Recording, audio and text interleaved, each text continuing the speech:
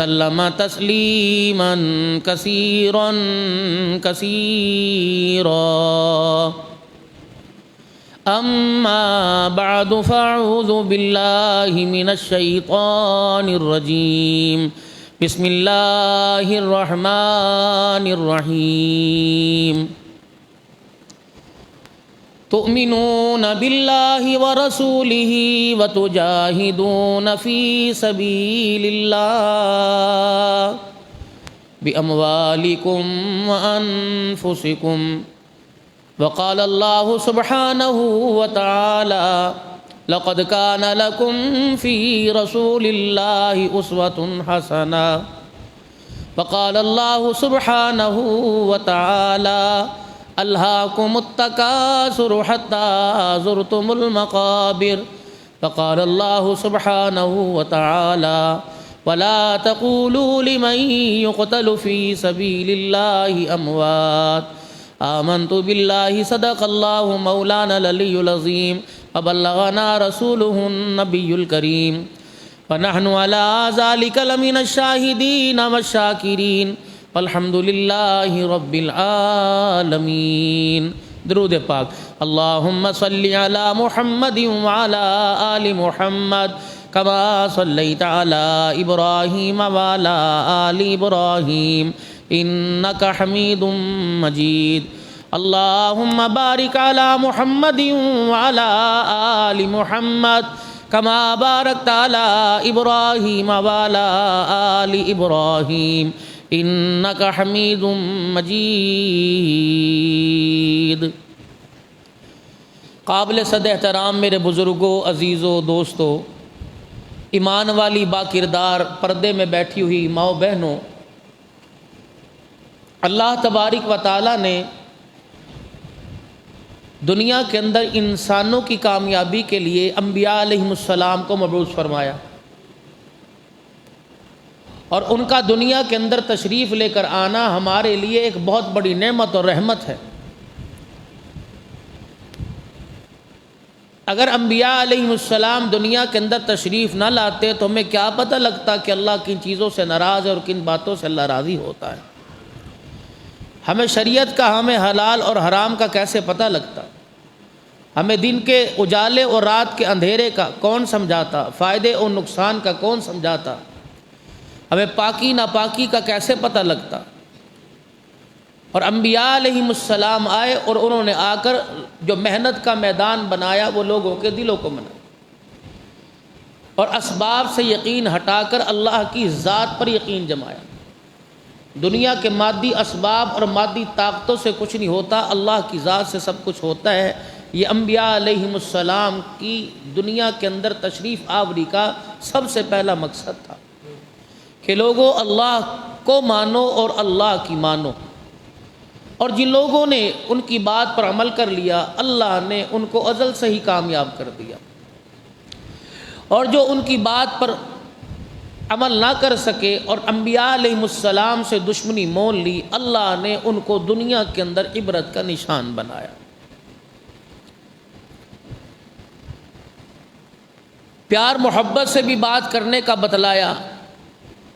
جب حد سے تجاوز کر جائے، معاملہ حد سے بڑھ جائے تو پھر جہاد کا حکم بھی آیا. جہاد یہ نہیں کہ صرف مسلمانوں پر جناب محمد عربی صلی اللہ علیہ وسلم کی تشریف آوری کے بعد فرض ہوا، جہاد پہلے بھی تھا. داؤد علیہ السلام، سلیمان علیہ السلام، ان کے زمانے میں بھی جہاد ہوا. جہاد کا مقصد کیا ہے؟ قتل و غارت.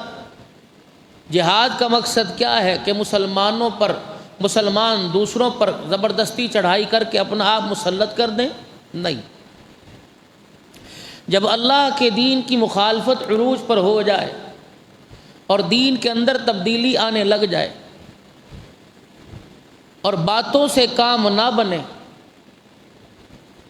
اور حوصلہ حد سے تجاوز کر جائے تو پھر اذن للذین یقاتلون بانہم ظلموا، پھر حکم ہے کہ اٹھو اور اپنے حق کے لیے، اللہ کے دین کی سربلندی کے لیے اللہ کے راستے میں جہاد کرو. اقوام عالم کے چکر میں آ کر اسلامی ریاستوں کے حکمرانوں نے جہاد کو ایک دہشت گردی کا حصہ بنا دیا اور یہ بتلا دیا کہ تلوار کہاں اٹھانا جائز ہے، اور اسلام نے یہ بتلایا کہ تلوار کہاں نہیں اٹھانا ناجائز ہے۔ اسلام کے 3 اصول ہیں کہ لوگوں کو کلمے کی دعوت، اگر اس دعوت پر وہ پورا نہ اترے تو اپنی ماتحتی میں لا کر جزیہ، اور تیسری بات یہ کہ جب وہ اس پر بھی انکار کریں اور اسلامی حکومت سے خاموشی سے یا اعلان ٹکر لیں تو ان کے لیے پھر جہاد۔ اور رسول اللہ صلی اللہ علیہ وسلم نے کہ دور مبارک میں جتنے بھی اسلامی جنگیں ہوئی، جہاد ہوا، اللہ کے نبی ان میں موجود تھے یا ان میں نہیں تھے، تو آپ صلی اللہ علیہ وسلم نے تلوار عورتوں پر، بچوں پر، بوڑھوں پر اور معذوروں پر چلانے کا حکم نہیں فرمایا، کہ بلکہ جو اسلام کی علی اعلان مخالفت کرے اور پھر تمہارے باز کرنے سے بھی باز نہ آئے تو پھر اللہ بھی اپنے بندے کے ساتھ یہی پسند کرتا ہے کہ وہ اسلام کی سربلندی کے لیے یا غازی بن جائے یا شہید ہو جائے۔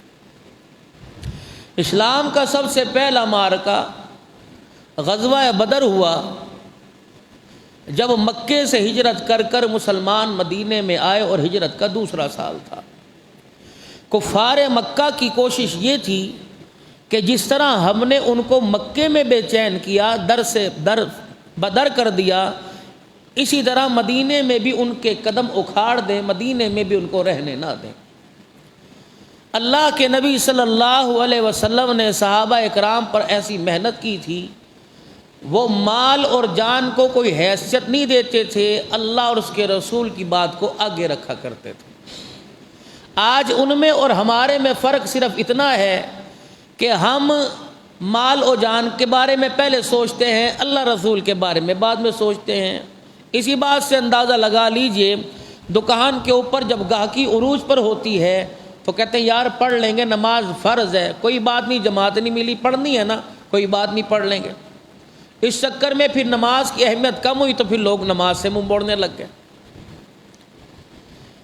صحابہ اکرام رضوان اللہ علیہ مجمعین کا معمول یہ تھا کہ تول رہے ہیں اور تول کے اندر بالکل ہاتھ کے اندر ترازو ہے، اور اس وقت اذان کی آواز کانوں میں پڑ گئی تو تول چھوڑ کے اللہ کے حکم کو پورا کرنے کے لیے تشریف لے جایا کرتے۔ جب تک اللہ اس کے رسول کی بات کو مقدم رکھیں گے، اللہ تعالیٰ دنیا کے اندر ترقی دے گا اور پورے کفر کو اللہ مغلوب کرے گا، اللہ جوتیوں میں بٹھائے گا۔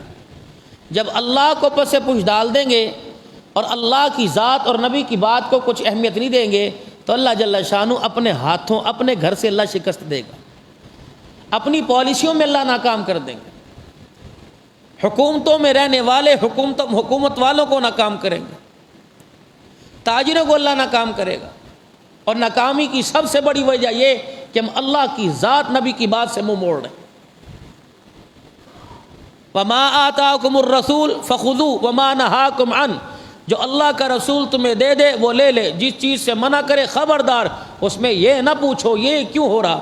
صحابہ اکرام رضوان اللہ علیہ مجمعین کی جرت نہیں ہوا کرتی تھی کہ اللہ کے رسول صلی اللہ علیہ وسلم کے سامنے زبان کھول سکے، انتظار کیا کرتے تھے کوئی گاؤں دیہات سے کوئی یا ایسی جماعت آئے جو اللہ کے نبی کے پاس کلمہ آ کر پڑھے، یا نئے نئے مسلمان ہوں، پھر وہ اللہ کے نبی سے سوال کریں تو ان کے سوال میں ہمیں بھی جواب مل جائے، یا ان کے ساتھ ہمیں بھی سوال کرنے کا موقع مل جائے، ورنہ کسی کی جرت نہیں ہوا کرتی تھی۔ اب تو موبائل پر سارے مفتی بنے پڑے، اور یہ سب سے بڑی غلط بات ہے، آپ لوگ اللہ کرے سمجھ جائے اور ہماری سمجھ میں آ جائے، جو یہ تیسرا کلمہ استغفار اللہ یا حروف مقطعات یا کوئی آیت یا کوئی وظیفہ، اس کو 10 بندوں کو کی فارورڈ کر دے گا، 15 دن کے بعد خوشی ملے گی۔ تعداد کی بات طاق اور جفت عداد میں یہ پیچھے سے چلا آ رہا ہے، لیکن یہ بات کہ اس کے پڑھنے سے یوں ہو جائے گا، اس کے پڑھنے سے جس نے، پھر اس کے بعد وعید بھی بتلا دیتے ہیں کہ اگر جس نے نہیں کیا وہ اپنی ناکامی کا خود ذمہ دار ہے۔ امت کو بجائے اعمال پر لانے کے، اور وہ اعمال جو اللہ کے ساتھ، اللہ کی ذات کے ساتھ جن کا تعلق مضبوط ہو جائے، جن اعمال کے ذریعے سے اس پر لے کے آؤ، اس میں سب سے پہلے کلمے کے بعد نماز ہے۔ جب پوری 100% امت نماز کے اوپر آ گئی تو اللہ نماز کے ذریعے سے ہمارے سارے مسئلے حل کر دیں گے۔ میرے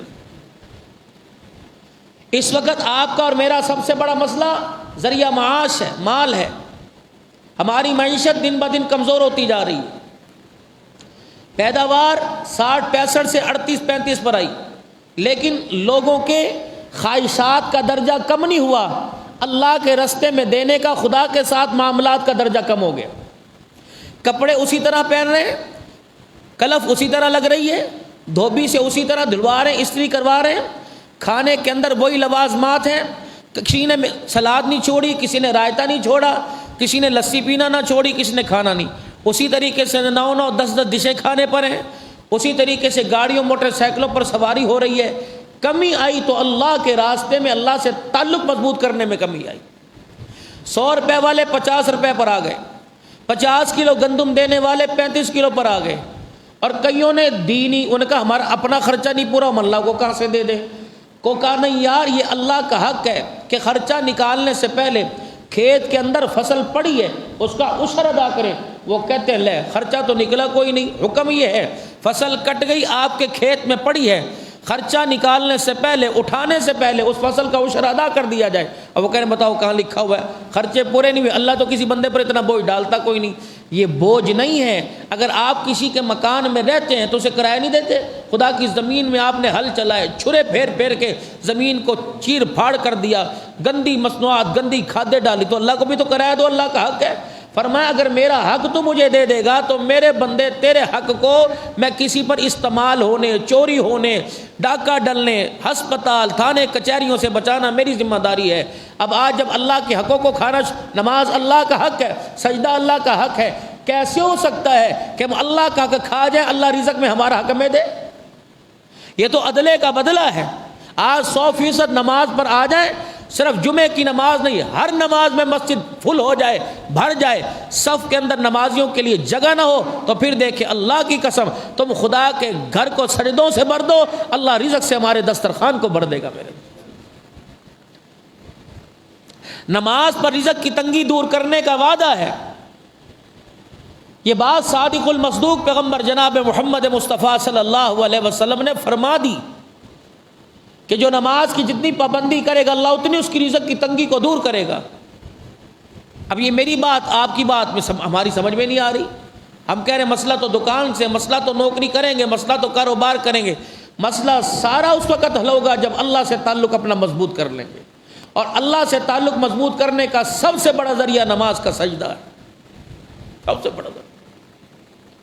تو اپنے بچوں کو از راہ کرم آپ جب تشریف لاتے ہیں نماز کے لیے تو اپنی بیوی کو پابند کر کے آئیں، یہاں تک کہ سنتیں گھر پڑھ کے آئیں، ذکر اذکار کی تسبیح اپنے بیٹھ کے گھر کریں، اس کے بعد اپنی بیوی کی کو پابند کریں، اگر وہ مصلی پہ نہیں کھڑی ہو رہی اسے کھڑا کر کے آئیں، پھر آپ خدا کے گھر میں آئیں، وہ گھر میں نماز پڑھے گی، آپ اللہ کے گھر میں نماز پڑھیں گے، اس کے مصلی سے اٹھنے سے پہلے، آپ کے گھر میں جانے سے پہلے اللہ کی نقد مدد زمین کے اوپر آ جائے۔ آج امت نماز نہ پڑھ کے اللہ کو ناراض کر رہی، بس سب سے بڑی بات یہ تمام سپیچ کا، تمام گفتگو کا، تمام بیانات کا خلاصہ یہ ہے کہ اللہ سے جو تعلق ٹوٹ چکا اللہ سے تعلق بنا لو۔ اللہ سے تعلق بن گیا حکومت والے بھی کامیاب، اللہ سے تعلق بن گیا حکومت بنانے والے بھی کامیاب، اللہ سے تعلق بن گیا جوتی گاٹنے والے سے لے کر اقتدار کی کرسی پر بیٹھنے والے سب کامیاب۔ اور اگر اللہ سے تعلق مضبوط کوئی نہیں تو میرے چاند پھر سن لو، اللہ نے خزانوں والوں کو بھی، ملک والوں کو بھی، حکومتوں والوں کو بھی اللہ نے دنیا کی زندگی میں نشان عبرت بھی بنایا اور اللہ نے ناکام کر کے دکھایا۔ میرے جہاد کوئی دہشت گردی نہیں ہے، اللہ کے دین کی سربلندی کے لیے، نفاذ شریعت کے لیے، قرآن کے نظام کو دنیا کے اندر لانے کے لیے ایک شعبہ دعوت و تبلیغ کا ہے۔ دعوت و تبلیغ کا شعبہ اس وقت میرے عزیزوں ایک راہ ہموار ہوتی ہے جب بنجر زمین پر ہل چل جاتا ہے، اور میرے عزیزوں اس کے بعد دانہ ڈالنے کی باری آتی، اللہ نے شعبے کو کھڑا کر دیا۔ افغانستان کی مثال آپ کے میرے سامنے، اللہ کی رسی کو مضبوطی سے تھاما، اللہ پر توکل کیا، اللہ نے سوٹیوں والوں کو توپوں والوں پر فتح عطا فرما دی۔ جہاد رب کی دھرتی پر رب کا نظام لانے کے لیے، نیک لوگوں کا حکومت میں آنے کے لیے، اور نیک لوگوں کا حکومت میں آ کر اللہ کے دین کی ترقی کرنے کے لیے، نام کرنے کے لیے اللہ نے جہاد فرض کیا۔ کرو جہاد، نکلو کافروں کے مقابلے میں۔ اسلام کا سب سے پہلا معرکہ غزوہ بدر ہوا، اور کفار کو دندان شکست ہوئی، عبرتناک شکست ہوئی۔ حضرت ابو سفیان رضی اللہ تعالی عنہ نے بھی کلمہ نہیں پڑھا تھا۔ ابو جہل کے بعد سرداری مکے کی ان کے ہاتھ کے اندر آئی۔ جتنا مال تجارت وہ بدر کے موقع پر جو ذریعہ بدر بنا، وہ بدر کے موقع پر جتنا مال تجارت تھا دار الندوہ کے اندر محفوظ کر دیا گیا۔ یہ ان کا میٹنگ ہال تھا، اسمبلی ہال تھا، مسلمانوں کا دار ارقم اور کافروں کا دار ندوہ۔ یہاں بیٹھ کے اسلام کے خلاف پورے دنیا کے مسلمانوں کے خلاف سازش ہوتی تھی۔ 3 بڑے بڑے سردار اکٹھے ہوئے، اور ان سرداروں نے یہ فیصلہ کیا، حارث بن ہشام بھی، صفوان بھی، اور ابو سفیان یہ رضی اللہ تعالی عنہ، ابھی کلمہ نہیں پڑا، انہوں نے بیٹھ کے مشورہ کیا جو تجارت کے اندر ہمارا مال لگا ہے یہ مال تو واپس ہو جائے، اور جو نفع کا مال ہے اسے محفوظ کرو تاکہ اگلے سال بڑے مضبوط ہو کر اکثریت کے ساتھ مسلمانوں پر حملہ کریں، اور اپنے رشتہ دار جو بدر کے میدان میں مارے گئے، ہمارے سردار مارے گئے، ان سے ان کے قتل کا بدلہ لے سکیں۔ حضرت عباس رضی اللہ تعالی عنہ نے ابھی ہجرت نہیں کی تھی، رسول اللہ صلی اللہ علیہ وسلم کے چچا۔ انہیں جب کفار کی سازش کی خبر ملی تو انہوں نے اپنے ایک ساتھی کو یہ حکم دے کے بھیجا کہ یہ میرا خط 3 دن کے اندر مدینے میں پہنچا دے کہ تیاری کر لو، اللہ کے پیغمبر میرے بھتیجے تیاری کرو، کفار بڑی فوجی دستے کے ساتھ مدینے پر حملہ کرنے لگا۔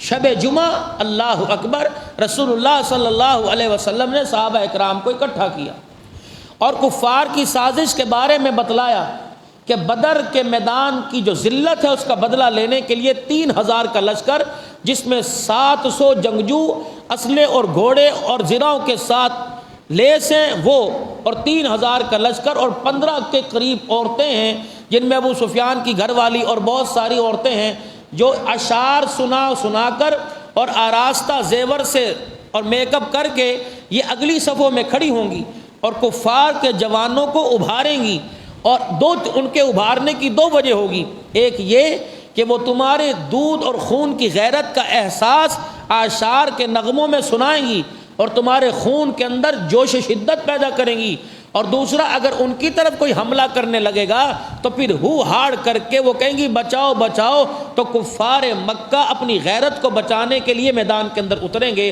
اس مقصد کے ساتھ 15 عورتوں کو بھی ساتھ لایا گیا۔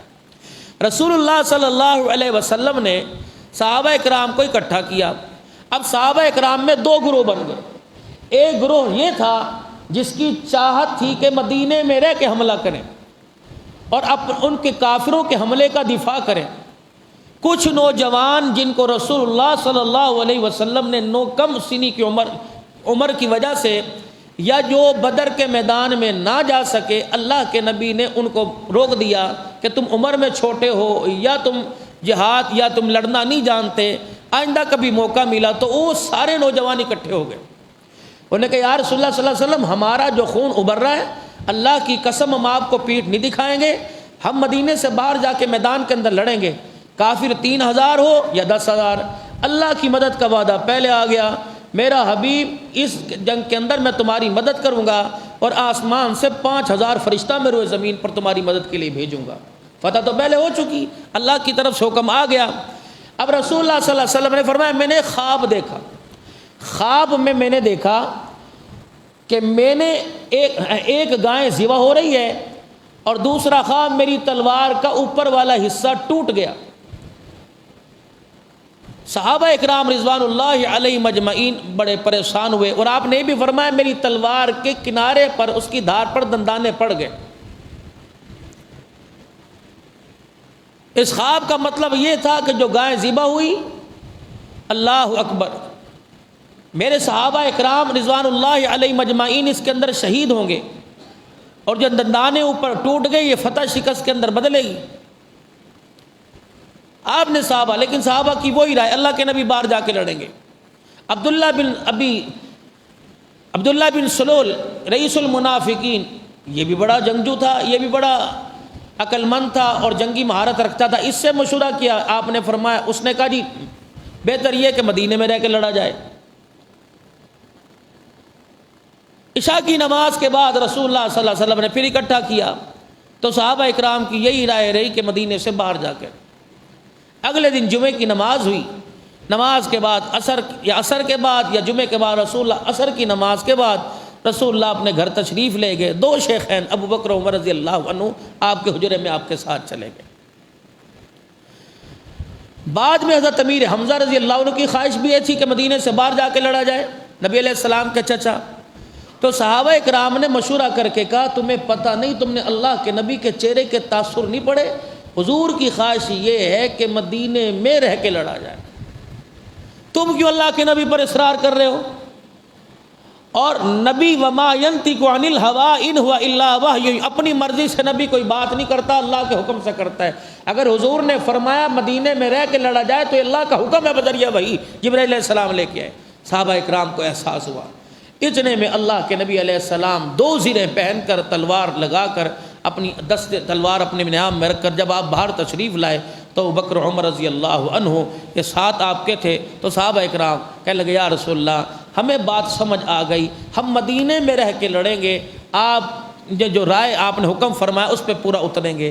آپ نے فرمایا نہیں، نبی کی شان کے لائق نہیں ہے جب وہ ہتھیار لگا لے پھر وہ ہتھیار اتارے، اب مدینے سے باہر جا کے ہی لڑا جائے گا۔ اتنے میں بلال حبشی رضی اللہ عنہ نے اذان دی، رحمت عالم صلی اللہ علیہ وسلم نے مغرب کی نماز پڑھائی، اور دو صحابہ اکرام کو بھیجا کہ جا کے دشمن کا اندازہ لگاؤ کہ دشمن کتنی تعداد کے اندر ہے۔ تو صحابہ اکرام تشریف لائے کہ یا رسول اللہ دشمن بڑی تعداد کے اندر ہے۔ جب آپ مدینے سے نکلے تو عبداللہ بن ابی رئیس المنافقین اپنے 300 ساتھیوں کو، جو منافقین کا ٹولہ تھا، انہیں لے کے علیحدہ ہو گیا۔ انہوں نے کہا نہیں بھئی ہماری بات نہیں ماننی گئی، یہ تو شیر کے منہ میں ہاتھ دینے والی بات ہے، خود اپنی گردن تلوار کے نیچے کرنے والی بات ہے۔ یہ نوجوانوں کی بات پہ محمد آپ آ گئے، آپ کو چاہیے کہ آپ مدینے میں رہ کے لڑیں، آپ باہر جا کے، تو میں تو اپنی جماعت کے ہاتھ کھڑے کر کے جا رہا ہوں۔ تو 1000 کے لشکر میں سے 300 اور کم ہو گئے، یہ 700 کی جماعت، جن کے پاس تلواریں بھی پوری سوری تھیں، جن کے پاس پیٹ میں روٹی بھی نہیں تھی، جن کے پاس پہننے کو کپڑا بھی نہیں تھا، اور ابھی بدر کے اندر تو یہ لڑکے آئے تھے، ابھی 1 سال بھی نہیں ہوا تھا، یہ پھر اللہ کے شیر میدان احد کے اندر اتر گئے میرے آدمی۔ اب ارد لشکر کفار ہے، اللہ ادھر لشکر کفار، ادھر آمنہ کلال، ادھر اللہ کا قرآن میرا عزیزوں کانوں، اللہ کے قرآن کی آواز کانوں کے اندر گونج رہی ہے، تؤمنون باللہ ورسولہ وتجاہدون فی سبیل اللہ بِأَمْوَالِكُمْ وَأَنفُسِكُمْ ذَلِكُمْ خَيْرٌ لَكُمْ إِن كُنتُمْ تَعْلَمُونَ، یہ تمہارے حق میں بہتر ہے۔ اللہ رسول پر ایمان لانے والے، اللہ رسول کے پر ایمان لانے والے، دین متین کی مدد کے لیے اپنے مال جان کو خرچ کرو اگر تم جانتے ہو تمہارے لیے بہتر ہے۔ صحابہ اکرام رضوان اللہ تعالی علیہم اجمعین بڑی جواں مردی کے ساتھ میدان کے اندر اترے۔ ابو عامر جو میرے عزیزو قبیلہ اوس کا کسی زمانے میں سردار تھا، اور قبیلہ اوس سارے کا سارا اس وقت مسلمان ہو گیا، ان کے پاؤں بھی تھوڑے سے اکھڑ گئے تھے، پھر اللہ کے نبی نے ان کو احساس دلایا، تب یہ پھر دوبارہ 2 قبیلے تھے جو کہنے لگے اللہ کے نبی تو خود اب کافروں کے ہاتھوں میں جا رہے ہیں۔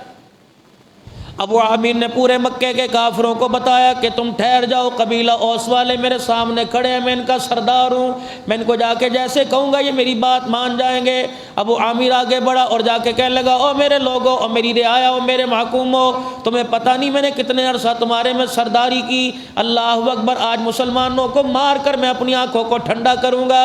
اللہ اکبر، قبیلہ اوس کے سردار کا جواب مسلمانوں نے دیا، اور دیکھ کے کہنے لگے خبردار، تو قبیلہ اوس کا کا سردار کوئی نہیں، تو فاسق فاجر غلام ہے۔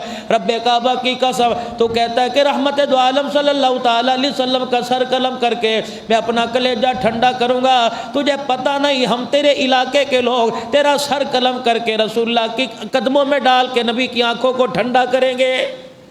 اس نے کہا مجھے پہچانتے ہو میں کون ہوں؟ انہوں نے کہا چل فاسق فاجر نہ ہو، ابو عامر کہیں کا۔ انہوں نے کہا تمہارا سردار ہوں۔ انہوں نے کہا بھاگ جا۔ اللہ اکبر، جب تک بکے نہ تھے کوئی پوچھتا نہ تھا، جب تک تیرے تھے تو سردار تھا، جب آمنہ کے لال کے قدموں میں بیٹھ گئے تو ساری سرداری ہم نے مکے کے در یتیم کے قدموں میں لا کے رکھ دی۔ وہ ڈر کے واپس بھاگ گیا۔ اس نے کہا میری قوم ہی میری مخالف ہو گئی۔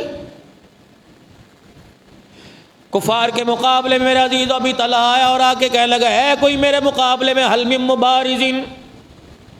ایک اللہ کا شیر اٹھا میرا عزیزو، فاطمہ الزہرا رضی اللہ تعالی عنہا کا شور اٹھا۔ بدر کے موقع کے بعد جن کی شادی ہوئی تھی، حضرت علی رضی اللہ تعالیٰ عنہ کھڑے ہوئے اور فرمایا اللہ کے عرض کرنے لگے اللہ کے نبی آپ مجھے اجازت دیجئے۔ آپ نے فرمایا تو جانتا نہیں اس کا قد کتنا ہے، تو جانتا نہیں کتنا قداور ہے، دیکھیے کچھ نہ کچھ کرنا دے۔ کہ کملی والے کندھے پر ہاتھ رکھنا تیرا کام ہے، مدد اتارنا زمین پر خدا کا کام ہے، اور تلوار سے سر قلم کر کے دشمن خدا کا تیرے قدموں میں لا کے رکھ دینا میرا کام ہے۔ اب مسلمانوں کی حیا کا اندازہ لگاؤ۔ دکانوں پر بیٹھے ہوتے ہیں باہر کرسی رکھ کے، مولوی صاحب گاہکی کوئی نہیں، کس طرح گاہکی ہوگی؟ مولوی صاحب بسم اللہ ہی کوئی نہیں کی تھی۔ بسم اللہ یوں ہوتی ہے، ادھر کو جا رہی ہے، ادھر کو دیکھ رہا ہے، ادھر کو آ رہی ہے، ادھر کو دیکھ رہا ہے۔ گاہکی تو تب تیری دکان پر آتی، اندر والے کونے میں بیٹھتا اور قرآن پاک کھول کے بیٹھا رہتا، اللہ فرشتوں کو گاہک بنا کے تیرے دروازے پر بھیج دیتا۔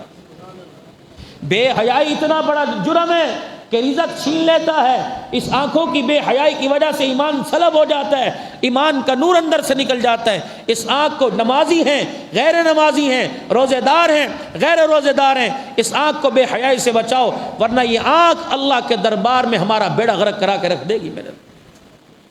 حضرت علی رضی اللہ تعالیٰ عنہ نے ایک وار کیا، اس کافر کا پاؤں کٹا، اس کے سطر کھل گیا، اس کی تہمت کھل گئی۔ علی رضی اللہ تعالیٰ عنہ اپنی سواری پر پیچھے آ گئے۔ آپ نے فرمایا علی کیا ہوا، اس کا سر قلم کیوں نہیں کیا؟ عرض کرنے لگے یا رسول اللہ میں علی ہوں، خاندان مصطفیٰ سے ہوں، دماد مصطفیٰ ہوں، کملی والے میری غیرت کو اس کا سطر کھلا دیکھ کر حیا آ گیا، دشمن کو ہی چھوڑ کے آ گئے۔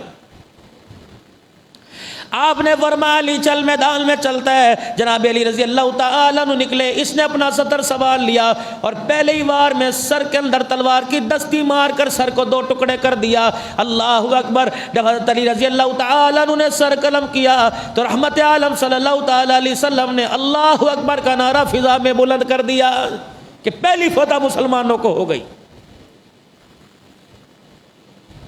امام الانبیاء صلی اللہ تعالیٰ علیہ وسلم اپنی نیام سے تلوار ہاتھ میں نکال کے کھڑے ہو گئے اور آپ نے ارشاد فرمایا میری اس تلوار کا کون حق ادا کرے گا؟ میں تلوار اس کے ہاتھ میں دوں گا جس کے ہاتھ پر اللہ نے فتح لکھی ہے، جو اس تلوار کا حق ادا کرے گا۔ حضرت زبیر رضی اللہ تعالیٰ عنہ کہتے ہیں میں مدنی کریم صلی اللہ تعالیٰ علیہ وسلم کی پھپھی کا بیٹا، میں آگے آ گیا اور میں سینہ تال تال کے حضور کے آگے کھڑا ہوتا رہا، اپنی جمع مردی دکھاتا رہا، اپنی طاقت کے جوہر دکھاتا رہا کہ اللہ کے نبی پھپھی ذات کو تلوار پکڑا دیں گے۔ پھر میں نے کہہ دیا رسول اللہ تلوار مجھے دے دو، فرمایا نہیں۔ حضرت حمزہ آگے کملی والے تلوار مجھے دے دو۔ حضرت ابوبکر عمر آگے، فرمایا تلوار مجھے دے دو۔ اتنے میں ابو دجانہ رضی اللہ تعالیٰ عنہ جس نے پہلے غزوے سے لے کر آخری غزوے تک رسول اللہ صلی اللہ علیہ وسلم کے ساتھ ہر جنگ کے اندر شرکت کی، فرمایا اللہ کے رسول اگر آپ مجھے قابل سمجھتے ہو تو اس تلوار کا حق میں ادا کروں گا۔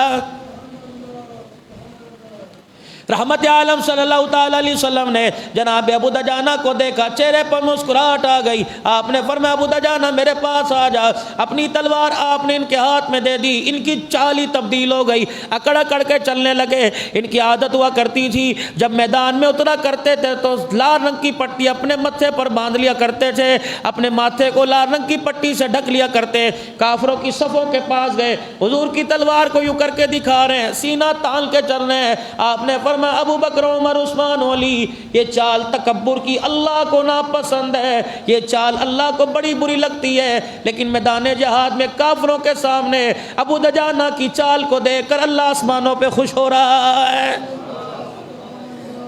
انا الذی عہدنی خلیلی ونحن بالسیف لدی النخیلی، یہ تلوار میدان میں لے کر اعلان کرتا پھر رہا ہے کہ آج اس تلوار کا قد ہو جائے گا، اللہ اس کے رسول کا دشمن اس تلوار سے کٹ کے سفاکتی سے مٹ جائے گا۔ ادھر رسول اللہ صلی اللہ تعالیٰ علیہ وسلم کا چچا جناب حضرت امیر حمزہ رضی اللہ تعالیٰ عنہ جب یہ میدان میں نکلا کرتے، حضرت زبیر رضی اللہ تعالیٰ عنہ کی بھی عادت تھی جب یہ میدان میں نکلا کرتے تو دونوں ہاتھوں میں دو دو تلواریں پکڑ کے نکلا کرتے۔ جب اللہ کا شعر اسد اللہ و اسد رسولی، حضرت امیر حمزہ جب میدان میں اترا کرتا تھا بڑی بڑی کفار کے لشکر رخ موڑ لیا کرتے تھے۔ آپ کی عادت ہوا کرتی تھی شتر مرغ کا پر اپنی پگڑی میں ماتھے کے اوپر لٹکا لیا کرتے، باندھ لیا کرتے۔ جب یہ اللہ کا شہر میدان میں اترا، ادھر سے حضرت علی رضی اللہ تعالیٰ عنہ میدان میں اترے، کفار مکہ نے دیکھے ایک مرتبہ تو ان کے حوصلے پست ہو گئے۔ اللہ اکبر، ابو دجانہ رضی اللہ تعالیٰ عنہ میرے عزیزو پہلے دشمنوں کی صفوں میں داخل ہوئے اور 12-13 کافروں کو جہنم رسید کر دیا، پھر اپنی تلوار سے خون کو صاف کیا۔ اللہ اکبر، ہندہ ابو سفیان کی بیوی میرے عزیزو یہ تلوار کی زد میں آ گئی، آپ نے تلوار پیچھے ہٹا لی، زبیر رضی اللہ تعالیٰ عنہ آپ کے ساتھ تھے، کہنے لگے ابو دجانہ کیا ہوا؟ یہ اللہ کے رسول کے دشمن کی بیوی ہے۔ اللہ اکبر، فرمایا میری طاقت دیکھ لے، میدان دیکھ لے، تلوار دیکھ لے، رب کعبہ کی قسم میری تلوار ہوتی تو چل جاتی، یہ تلوار رسول اللہ کی ہے، میں اس تلوار سے عورت کو مار کر رسول اللہ کی تلوار پہ داغ لانا نہیں چاہتا تاکہ دنیا والوں کو پتہ لگ جائے اسلام قتل و غارت کا سبق نہیں دیتا، اسلام پیار و محبت کا سبق دیتا ہے۔ ہمارے ہاں تو اللہ نہ کرے کوئی جرم کر دے اس کی ماں بیٹیوں کو مارتے مارتے تھانے کے اندر لے جاتے ہیں۔ ہم نے دنیا پڑھی، دنیا بنانے والے کو اور دنیا بنانے والے نے جو دنیا کے اندر زندگی گزارنے کا طریقہ بتلایا وہ ہم نے پڑھا ہی کوئی نہیں۔ آج کسی سے میرے عزیزوں کہہ دو اللہ کے راستے میں دے دے، اللہ اکبر، اس کی جان نکل جاتی ہے، کہتی ہے میں دے دوں، مولویوں کو ہمارا ہی گھر نظر آیا۔ اس عورت کو کہاں سے لے کے آؤ گے؟ اس بی بی ہندہ کو حضرت عمر بن جمو رضی اللہ تعالیٰ عنہ، حضرت عمر بن حرام، خلاد بن جمو کی بیوی اماں کو، خلاد بن جمو حضرت عمر بن جمو کا بیٹا، عبداللہ بن عمر بن جمو کا بیٹا، حضرت عبداللہ بن عمر بن حرام رضی اللہ تعالیٰ عنہ، یہ حضرت عبداللہ بن جمو کا بہنوئی۔ اللہ اکبر، میرے عزیزو، یہ میرے عزیزو رشتہ دار آپس کے اندر ہیں۔ عبداللہ بن عمر بن جمو رضی اللہ تعالیٰ عنہ یہ شہید لنجا، پیروں پہ لنگ پن اور زمین پر اپنے ہاتھوں سے چلا کرتا تھا۔ 3 بیٹے ہر میدان میں، ہر غزوے میں ان کے شامل ہوتے تھے۔ ان کا بھائی حضرت جابر رضی اللہ تعالی عنہ کا ابا یہ بھی ہر میدان میں شامل ہوتا تھا۔ حضرت جابر رضی اللہ تعالیٰ عنہ کے والد محترم عمر بن حرام رضی اللہ تعالیٰ عنہ شہید ہو گئے۔ اللہ جنگ کے بعد یہ پریشان بیٹھے۔ اللہ کے نبی علیہ السلام نے فرمایا لگتا ہے باپ کا غم تیرے پہ زیادہ حاوی ہو گیا۔ عرض کرنے لگے یا رسول اللہ باپ کے غم کی بات نہیں، تیرے قدموں پہ اس جیسے کتنے ابے قربان کر دوں، لیکن میرا باپ کثیر العیال تھا، ہم بہت زیادہ بہن بھائی ہیں، کملی والے میرا ابا قرضہ میرے پہ چھوڑ گیا، بتاؤ میں کیسے ادا کروں گا؟ نبوت کے چہرے پہ مسکراہٹ آئی، تسلی دی۔ آپ نے فرمایا میں تجھے ایک بات نہ بتاؤں، کیا تو اس بات سے راضی ہو جائے گا؟ جی اللہ کے نبی۔ فرمایا تب تیرا ابا عمر بن حرام رضی اللہ تعالیٰ عنہ جی فرمایا جب وہ دنیا سے گیا ہر ایک کو اللہ نے کلام پردے میں کیا، تیرے باپ سے اللہ نے کلام پردہ ہٹا کے کیا، بالمشافہ اللہ نے تیرے باپ سے کلام کیا۔ تو کہتا ہے میرا ابا شہید ہو گیا، قرضہ چھوڑ کے مر گیا، کثیر العیال تھا، بال بچوں کا کیا بنے گا؟ تجھے پتہ ہے تیرے باپ کی کیا تمنا ہے؟ جی نہیں یا رسول اللہ صلی اللہ علیہ وسلم، پتہ ہے تیرے باپ کو اللہ نے اپنے سامنے بٹھا لیا اور فرمایا اے جابر کے ابا بتا تیری کیا خواہش ہے، جنت میں تجھے کہاں ٹھکانہ دوں، جنت الفردوس میں کہاں جگہ دوں، بتا تو کیا چاہتا ہے؟ بتا تیرے باپ نے کیا کہا کہ یا اللہ اگر دینا چاہتا ہے تو دنیا میں مجھے دوبارہ بھیج دے، پروردگار عالم تیرے راستے میں جہاد کروں، سر کٹاؤں، پھر میں دنیا سے چلا جاؤں، پھر تو مجھے دوبارہ بھیج دے۔ جب 3 مرتبہ تیرے باپ نے کہا، اللہ نے فرمایا یہ میرا کوئی قانون کوئی نہیں، ایک دفعہ دوبارہ بلا لوں پھر واپس نہیں بھیجا کرتا، کہ اللہ تیری عزت کی قسم ہے ہے جب گردن پر وار ہوا تھا تلوار کی دھار لگی تھی اور خون کی دھار نکل کے زمین پہ گری تھی، خدا کی قسم مجھے اتنا مزہ یا نہیں آ رہا جتنا گردن کٹاتے ہوئے مزہ آ رہا تھا۔ تیرے ابا کو سامنے بٹھایا اللہ نے، اللہ اکبر کبیرہ، ہر ایک سے پردے میں کلام، تیرے باپ کو سامنے بٹھا کے اللہ نے اپنا آپ دکھایا۔ ان کے بنوئی حضرت عبداللہ بن عمر بن حرام رضی اللہ عنہ کی ہمشیرہ عبداللہ بن عمر بن جموع کے گھر کے اندر جب تینوں بیٹے خلاد بن جموع اور دو بھائی جب یہ میدان کے اندر اترے تو بیوی گھر کے اندر بیٹھ کے رونے نہ لگ گئی؟ اللہ اکبر، بیوی رونے۔ انہوں نے کہا کیا ہوا؟ کہ خبردار میرے سے بات نہ کر۔ انہوں نے کہا اللہ کی بندی ہوا کیا؟ کہ بس آج فیصلہ کر میں تیرے گھر میں نہیں رہوں گی۔ انہوں نے کہا ہوا کیا؟ کہ یا مجھے طلاق دے دے یا مجھے خلا کا حق دے دے۔ اس نے کہا ہوا کیا؟ کہ میں نے مدینے کی گلی میں چکر لگایا، کسی جوان کوئی مرد مجھے کسی گھر میں سوائے تیرے نظر نہیں آیا۔ جب مدینے میں احد سے واپس آئیں گے، کسی کا بیٹا، کسی کا باپ، کسی کا شوہر جائے گا، لوگ میرے سے پوچھیں گے تیرا شوہر کہاں ہے؟ میں کہوں گی گھر میں بیٹھا روٹی کھا رہا ہے۔ بتا کیا میں منہ دکھاؤں گی؟ مجھے طلاق دے دے، میں احد کے میدان سے واپس آنے سے پہلے میں مدینہ چھوڑ کے چلی جاؤں گی۔ یہ بھی غیرت والا تھا، جتی نہیں اٹھائی، ڈنڈا نہیں اٹھایا، مسئلہ پوچھ کے نہیں لے کے آیا، دارالافتاء میں مسئلہ نہیں پوچھا، جی میں معذور ہوں، میں زمین پر ہاتھ رکھ کے لنجے پل سے چلتا ہوں، لاٹھی میں پکڑ نہیں سکتا۔ بعض روایت میں ان کی ایک ٹانگ چھوٹی تھی ایک بڑی تھی، لٹھ لے کے چلا کرتے تھے۔ اللہ اکبر، بیوی کی بات سن کے زاروں قطار رونے لگ گئے۔ اللہ، غیرت تھی ایمان کی۔ گھر سے باہر نکل گئے، دیوار کے پچھواڑے کھڑے ہو کے اللہ اکبر ہاتھ اٹھا کے کہنے لگے اللہم ارزقنا شہادت فی سبیلک۔ اللہ، اے اللہ مجھے شہادت کی موت دے دے۔ دوسرا فرمایا اللہ جب میں مر جاؤں تیرے راستے میں کٹ جاؤں، اللہ میری قبر وہیں بن جائے، مجھے مدینے میں واپس نہ لے کے آنا۔ آج میری بیوی نے مجھے تانا دے دیا، الہی مجھے مدینہ نہیں لگتا، پروردگار عالم مجھے شہادت کا جام نوش دے کرا دے۔ میرے عزیزو کہاں چلی گی مسلمانوں تمہاری ایمان کی غیرت؟ اب تو روٹی کپڑے مکان پہ تانا ملتا ہے، پہلے تو شہادت میں اللہ کے راستے میں نہ جانے پہ تانے دیا کرتی تھی۔ اب تو گھر کے اندر کہتے تیرے پہ اسلام فرض ہے، تو نہیں پھیلانا اسلام، باقی سارے مر گئے۔ اپنے بچوں کو دیکھ، 3 بیٹے نکلے ہوئے، ماں اجڑی پڑی ہے اور شوہر کو کہہ رہی ہے شرمندہ ہوں طلاق دے۔ عبداللہ بن عمر بن جموع رسول اللہ کے پاس پہنچ گئے، یا نبی اللہ کیا ہوا؟ آج میری بیوی نے مجھے تانا دیا، میں مدینے میں منہ دکھانے کے قابل نہ رہا، اللہ کے نبی مجھے قبول فرما لیجئے۔ آپ نے فرمایا عبداللہ بن عمر بن جموع معذوروں پہ جہاد فرض کوئی نہیں۔ فرمایا اگر معذوروں پہ جہاد فرض کوئی نہیں تو میں ایمان والا، غیرت والا، کملی والے، میں پھر تانا برداشت نہیں کر سکتا۔ اس رزق سے موت اچھی جس رزق سے آتی ہو پرواز میں کوتاہی، نکالو مجھے۔ رحمت عالم صلی اللہ تعالی علیہ وسلم نے تلوار ہاتھ میں دے دی، اب یہ لنجے پڑ کے ساتھ گلے میں تلوار لٹکا کر اپنے ہاتھوں کو زمین پہ ٹیکتا میدان میں نکلا۔ 8 کافروں کو جہنم رسید کیا، اس لنجے پڑ سے 8 کافروں کو جہنم رسید کیا اور 8 کے درمیان خود شہید ہو گئے۔ اللہ اکبر۔ رحمت عالم صلی اللہ تعالی علیہ وسلم نے شہادت کے بعد ان کے جسم کو ٹکڑوں میں دیکھا، فرمایا کتنا معذور تھا، اسے کون مزدور کہتا ہے کہ جنت میں جاتا جاتا 8 کافروں کو جہنم میں پہنچا گیا ہے۔ ان کی گھر والی ہندہ، اللہ اکبر، ہندہ بنت حرام، انہوں نے ایک اونٹ منگوایا۔ اس عورت کا صبر دیکھو، اس عورت کا، اللہ اکبر۔ اس نے اونٹ منگوایا، لوگ کہنے لگے کیا کرے گی؟ اللہ آگے بڑھی، آگے بڑھ کے اپنے بیٹی خلاد کا چہرہ دیکھا، اللہ، پھر خود ہی سہارا دے کے اسے اونٹ پہ بٹھایا، لٹا دیا۔ اب کیا کر رہی ہے؟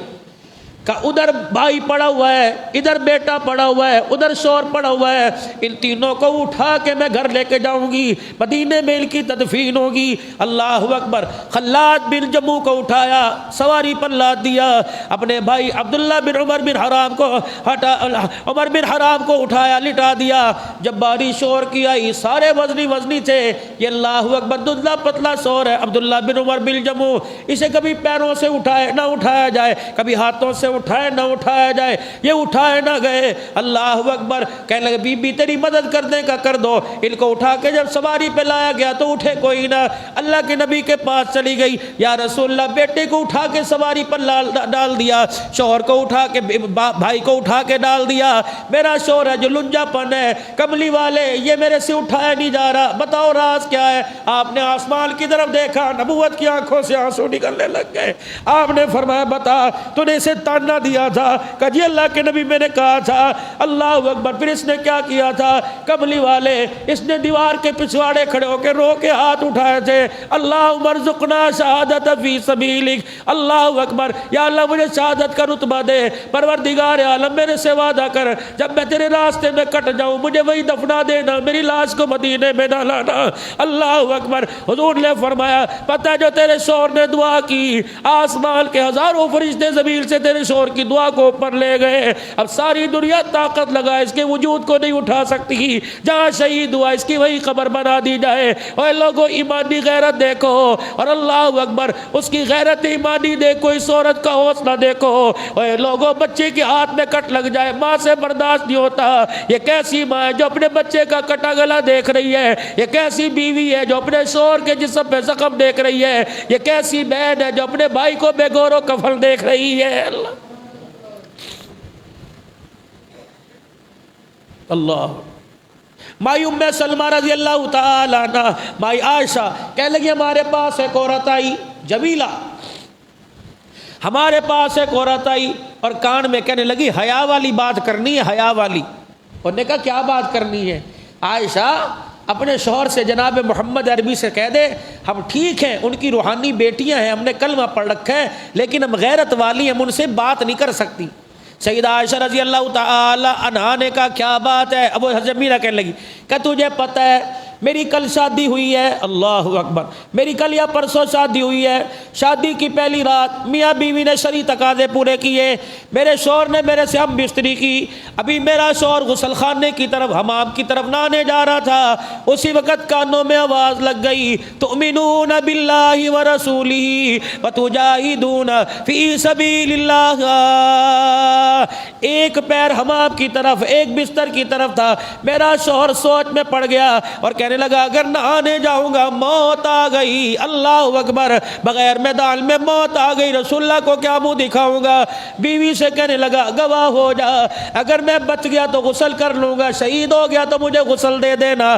کملی والے مجھے پتہ لگا میرا شوہر حنظلہ شہید ہو گیا۔ اللہ کے نبی نے فرمایا کہاں ہے حنظلہ؟ اللہ اکبر، صحابہ اکرام تلاش کرنے کے لیے نکلے، جناب حنظلہ رضی اللہ تعالیٰ عنہ کا کہیں پتہ نہ لگا، پھر صحابہ اکرام کی جماعت کو بھیجا، آپ نے فرمایا پہاڑوں کے دامن میں دیکھو، درختوں کے اوٹوں میں دیکھو، پتھروں کے نیچے دیکھو، دبا پڑا ہوگا۔ اللہ اکبر، جناب حنظلہ رضی اللہ تعالیٰ عنہ کہیں نظر نہیں آئے، اور حضرت عائشہ نے کان میں کہہ دیا رسول اللہ اگر وہ مل جائے، اگر شہید کو تو غسل نہیں دیا جاتا، اسی کپڑوں میں دفنا دیا جاتا ہے، اس کا خون ہی اس کے لیے غسل ہوتا ہے۔ اللہ کے پیارے نبی صلی اللہ تعالیٰ علیہ وسلم وہ غسل جنابت میں تھا، آپ نے فرمایا ٹھیک ہے، کس نے کہا؟ کہ اس کی بیوی نے کہا، ایک رات کا دولہا ہے، ایک رات کی دلہن بیوہ ہو گئی۔ اللہ اکبر، اللہ قیامت کے دن ہماری عورتیں ان کو کیا منہ دکھائیں گی یہ بتاؤ؟ ایک ایک رات کی دلہن بیوہ ہو گئی، اللہ اکبر۔ میری بہنوں تم پردے میں سن کے ہر جمعہ آتی ہو، کچھ تو تھوڑی سی اپنی فکر کر لو، ہر وقت زبان کی ٹاں ٹاں ٹاں ٹاں ٹاں ٹاں سے تم نے گھر کا سکون ہی بیڑا غرق کر دیا ہے۔ تمہیں تو چاہیے تھا تم مجاہدوں کو اپنی گود میں دودھ پلاتی، تمہارا دودھ پینے والا حافظ بنتا، قاری بنتا، مجاہد بنتا۔ یہ دودھ پینے اپنے بچوں کو جن کو تم نے دودھ پلایا، تمہیں دیکھ کے تمہارا سر شرم کے مارے جھک نہیں جاتا؟ اپنی دودھ کی دھار کا تو کم از کم خیال کرو، اللہ اس کے رسول کا تو خیال کرو، اپنے گھروں کو جنت بناؤ۔ رحمت عالم کے پاس پھر جماعت آئی، اللہ کے نبی وہ تو کہیں نہیں ملا، آپ نے گھبراہٹ میں یوں آسمان کی طرف دیکھا، نبوت کے چہرے پہ ہنسی آ گئی۔ اللہ، حضور کے دانت مبارک، لب کھل گئے، آپ کے لب کھل گئے اور آپ کے چہرے پر مسکراہٹ آنے لگی۔ آپ نے فرمایا وہ دیکھو دیکھو کیا ہو رہا. صحابہ اکرام نے نظر اٹھائی, انی ارا ما لا ترا, تم نہیں دیکھ رہے میں دیکھ رہا ہوں. یہ حنظلہ غسل جنابت میں تھا. اللہ اکبر. جب یہ کٹا فرشتوں کی جماعت اس کو اٹھا کے اوپر لے گئی. وہ ابر کے پانی سے, آسمان کے پانی سے, جنت کے چاندی کے پیالوں میں دیکھو فرشتے حنظلہ کو غسل دے رہے ہیں. اللہ اکبر. ایسا انہونی بات ہے یہ, ایسا ہو سکتا ہے؟ اللہ اکبر. کپڑا پاس کوئی نہیں, مال پاس کوئی نہیں, دولت پاس کوئی نہیں. خدا کی قسم, خدا کی محبت میں کچھ کر کے تو دیکھو. وہ بیوی چھوڑ کے آ گیا, اللہ نے آسمانوں سے غسل دلوا دیا ہے. ہاں, دین تو پھیلا قربانیوں سے میرے عزیزو. جب تک قربانی نہیں دیں گے اللہ کا دین ترقی نہیں کرے گا. جب حضرت رضی اللہ تعالیٰ عنہ کی میت کو نیچے لایا گیا تو آپ کے بالوں سے پانی ٹپک رہا تھا. آپ نے فرمایا عائشہ جا جمیلہ سے کہہ دے اللہ اکبر تیرا شان کتنا نرالا, تو دولن نرالا, تیرالی تیرا سور نرالا. فرمایا اللہ اکبر, کسی کو ماں نے لائے, کسی کو بھائی باپ نے لائے, کسی کو یار نے لائے, دیکھ تیرے حنظلہ کو آسمان والوں نے غسل دے دیا. مسلمانوں کو اللہ نے فتح عطا فرمائی. 70 کفار جہنم رسید ہوئے. 70.